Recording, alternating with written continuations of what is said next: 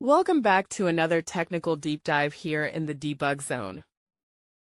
Today we're tackling a big question and breaking it down with insights from other users.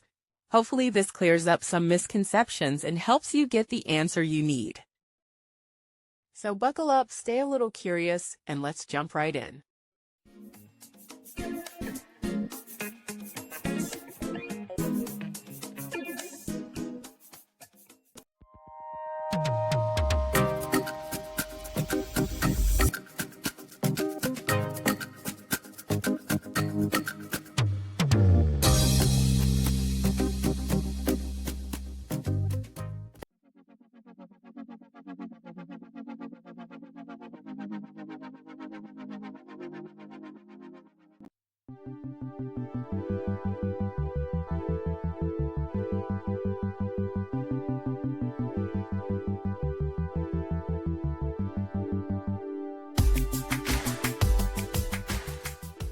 And that's a wrap.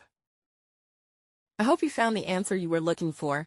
If you did, take a second to hit that subscribe button. It really helps out.